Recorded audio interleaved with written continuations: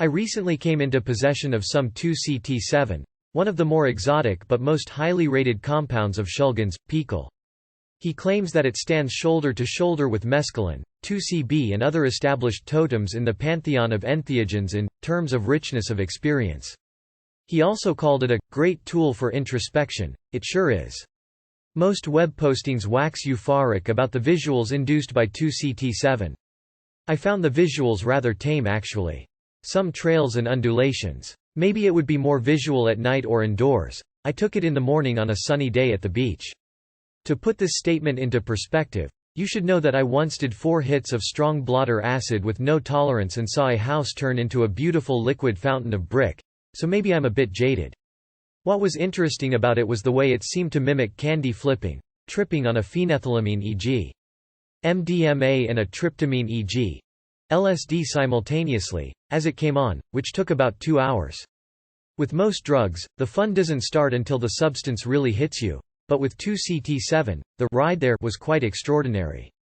I oscillated back and forth between MDMA and LSD-like states of mind of increasing intensity for about 2 hours, ultimately arriving at a clear-headed acid-like tryptamine space. Yes, I know the substance is pharmacologically a phenethylamine. I've noticed in the postings that many 2CT7 users get impatient waiting for the effects to come on and prematurely boost somewhere between the 1 and 2 hour mark, only to regret it a minute later when they start feeling their initial dose. They invariably enjoy the trip but vow to do less next time. I noticed that most of these users start with from 15 mg to 25 mg and boost with about 10 mg at the 2 hour point. So I decided I would take 37.5 mg, carefully measured, at the outset and no more. What I noticed about this substance is that it hits you in waves of increasing intensity. As you reach each new level, you enter a short-lived, whacked, state marked by marked visuals. This invariably gives way to a clear-headed, intellectually exhilarating mindspace as you accommodate yourself to increasingly complex and trippy modes of consciousness. The visuals dissipate and your thinking becomes incredibly clear and precise. This is the most intellectually stimulating compound I have taken in years. Only acid may rival it in this respect.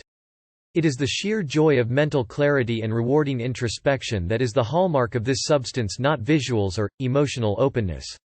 Another aspect of this substance that should be noted is that it periodically leaves you with the false impression that you are coming down, though these lulls invariably prove to be just calms before the storm. I can definitely see why so many prematurely up the ante. Trust me, it is not necessary. Pick a reasonable dose, 25 to 35 mg, and do not boost. Trust it to work its magic, it will. In terms of duration, the 37.5 mg took about 2 hours to come on, with first alerts at about the half-hour mark, peaked from hours 2 to 6 and spiraled down to baseline from hours 6 to 8.